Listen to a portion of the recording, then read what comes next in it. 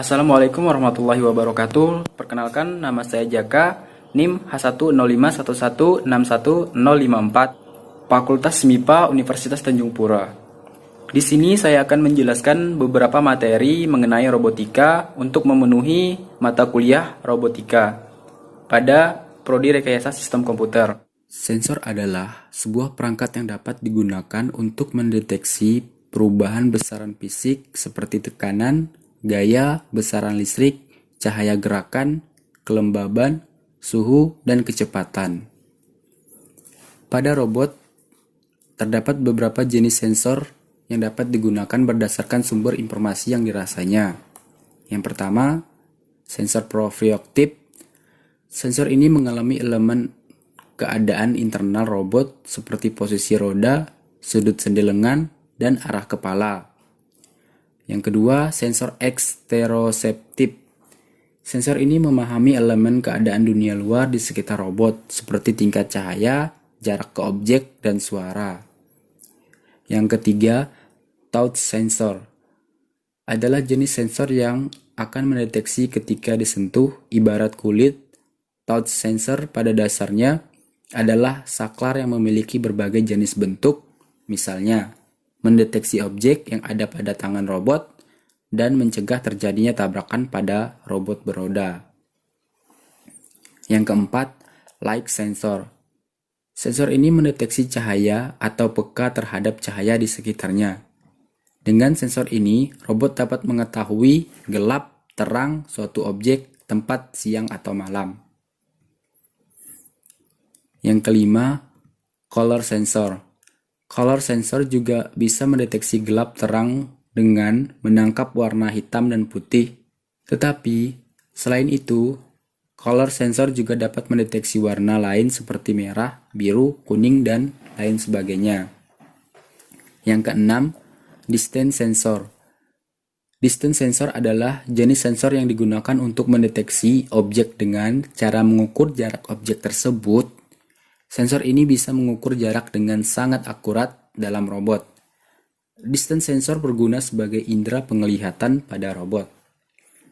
Yang ketujuh, sound sensor. Sound sensor merupakan alat pendeteksi suara di sekitar robot. Fungsinya tentu saja seperti telinga.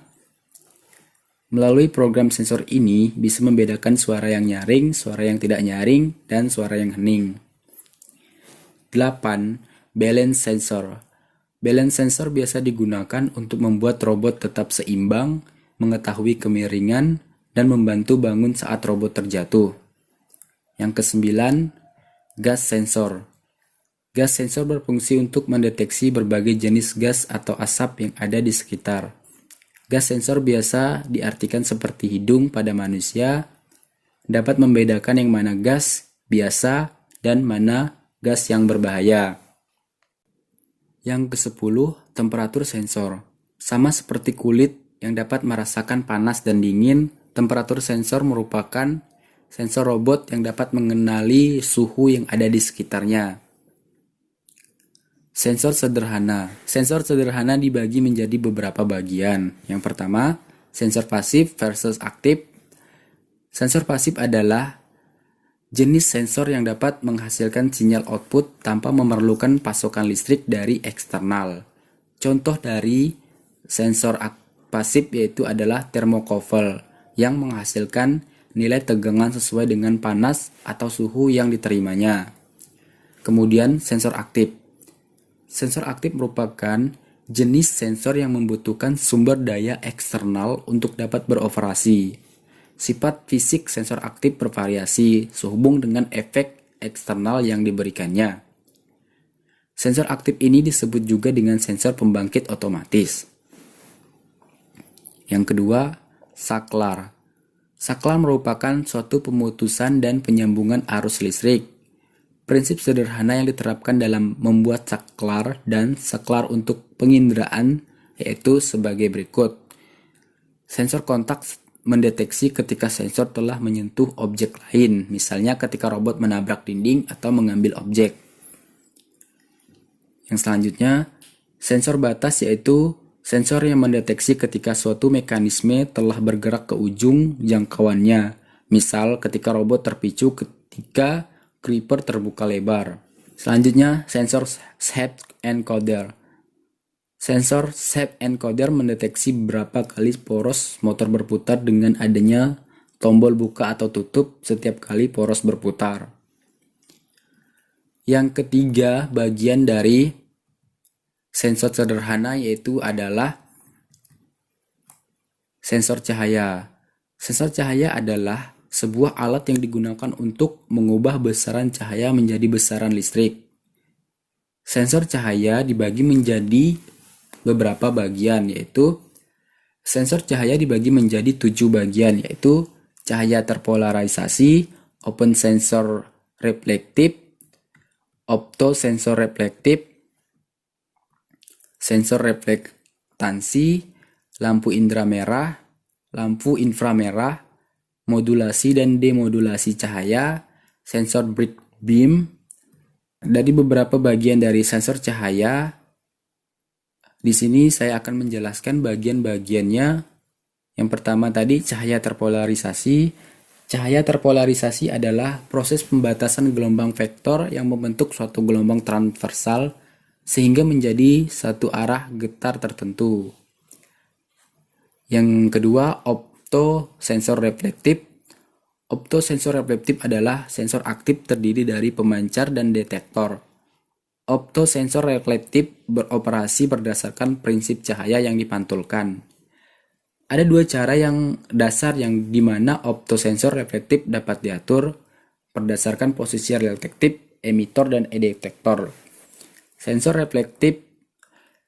reflektansi, emitor, dan detektor berdampingan dipisahkan oleh penghalang keberadaan suatu objek terdeteksi ketika cahaya memantul dari dan kembali ke detektor. Yang kedua, sensor sinar, pitch, emitor, dan detektor saling berhadapan. Keberadaan suatu objek terdeteksi jika berkas cahaya antara emitor dan detektor terputus atau putus, demikian namanya. Untuk yang selanjutnya itu adalah sensor reflektansi. Reflektivitas cahaya atau sensor reflektansi dipengaruhi oleh warna, tekstur, sifat lain dari permukaan yang terkena. Permukaan berwarna terang memantulkan cahaya lebih baik daripada permukaan berwarna gelap. Sensor memerlukan kalibrasi. Kalibrasi di sini adalah proses menyesuaikan mekanisme untuk memaksimalkan kinerjanya. Yang selanjutnya, lampu inframerah. Lampu inframerah adalah cahaya yang tampak pada pita frekuensi spektrum elektromagnetik yang dapat dilihat oleh mata manusia. Cahaya inframerah memiliki panjang gelombang yang berbeda dengan cahaya tampak dan tidak dalam spektrum. Sensor inframerah adalah salah satu jenis sensor cahaya yang berfungsi pada bagian inframerah dari spektrum frekuensi. Yang selanjutnya, modulasi dan demodulasi cahaya. Modulasi adalah proses perubahan suatu gelombang periodik sehingga menjadi suatu sinyal yang mampu membawa suatu informasi. Demodulasi adalah proses yang mana informasi diambil kembali dari pembawa pada penerima akhir dari fiber. Sensor bright beam. Perangkat detektor emitor yang dapat digunakan untuk menghasilkan sensor sinar pecah. Selanjutnya, shape encoder. Shape encoder yaitu pembuatan enkode proses mengukur rotasi sudut poros atau poros, memberikan informasi posisi dan atau kecepatan tentang poros tempat dipasang shape encoder.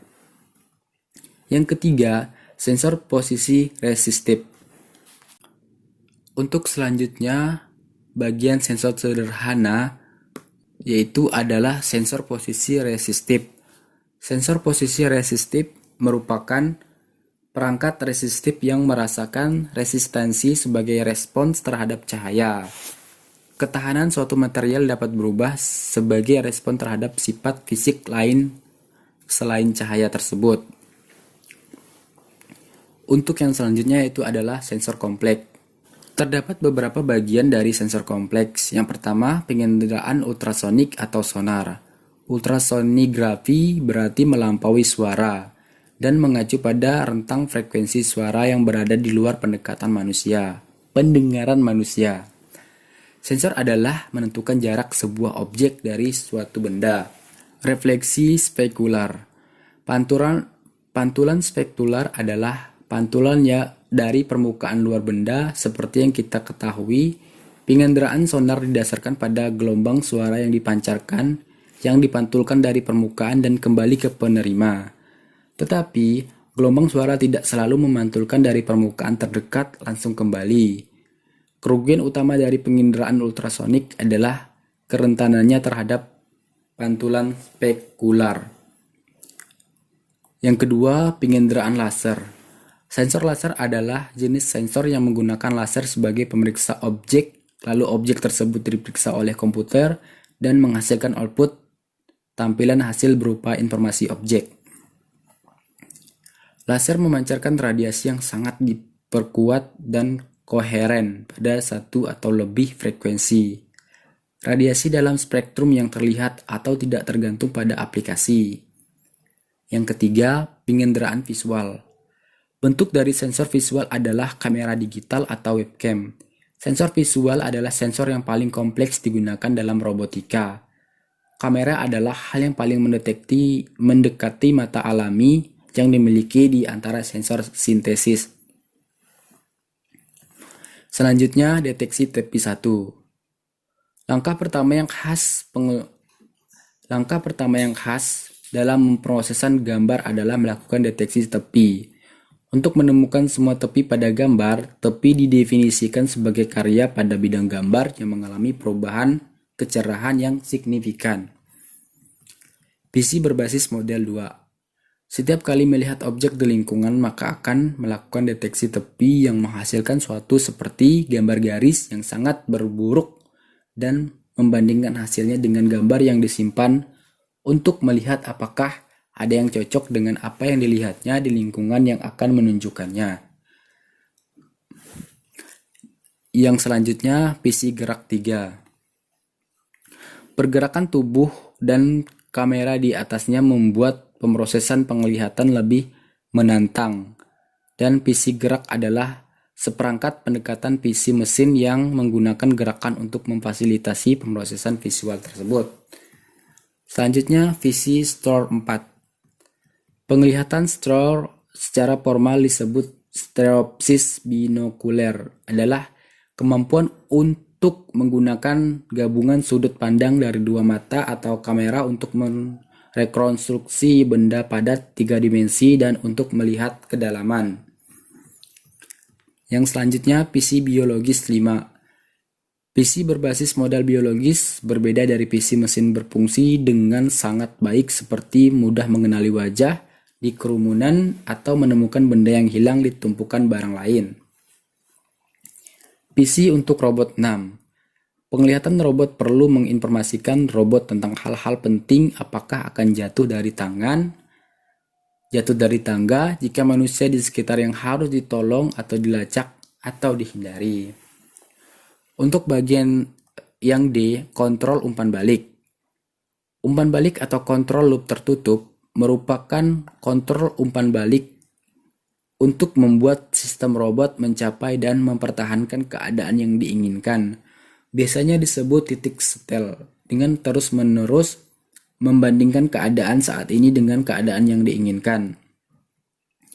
Sasaran pencapaian adalah keadaan yang coba dicapai sistem seperti lokasi tertentu. Yang kedua, banyak wajah kesalahan. Perbedaan antara keadaan saat ini dan yang ingin dari suatu sistem tersebut, kesalahan dan tujuan dari sistem kontrol apapun adalah untuk meminimalkan kesalahan itu.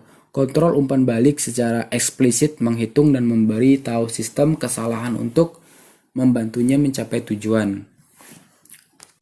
Selanjutnya, kontrol robot kontrol umpan balik. Langkah pertama adalah mempertimbangkan tujuan tugas. Dalam mengikuti dinding, status tujuan adalah jarak tertentu atau rentang jarak tertentu dari dinding. Yang selanjutnya, jenis kontrol umpan balik. Jenis kontrol umpan balik dibagi menjadi beberapa bagian. Yang pertama, kontrol proporsional. Ide dasar dari kontrol profesional adalah agar sistem merespon secara profesional dengan kesalahan, menggunakan arah dan besarnya kesalahan. Pengontrol profesional menghasilkan keluaran O sebanding dengan masukan. Yang kedua, kontrol turunan. Ketika sistem mendekati keadaan yang diinginkan, ia perlu dikontrol secara beberapa dari saat jauh darinya. Jika tidak, momentum yang dihasilkan oleh respon pengontrol terhadap kesalahan koreksi sendiri, membawa sistem melampaui keadaan yang diinginkan dan menyebabkan osilasi. Yang selanjutnya, kontrol integral. Kontrol integral adalah sistem melacak kesalahan sendiri, khusus kesalahan tetap yang berulang yang disebut kondisi mapan kesalahan. Sistem mengintegrasikan kesalahan tambahan ini dari waktu ke waktu, dan setelah kesalahan mencapai ambang yang telah ditentukan, sistem akan melakukan suatu untuk mengkompensasi atau memperbaiki. Protokol integral menghasilkan keluaran 0 sebanding dengan integral masukan I. Yang selanjutnya, kontrol PD dan PID.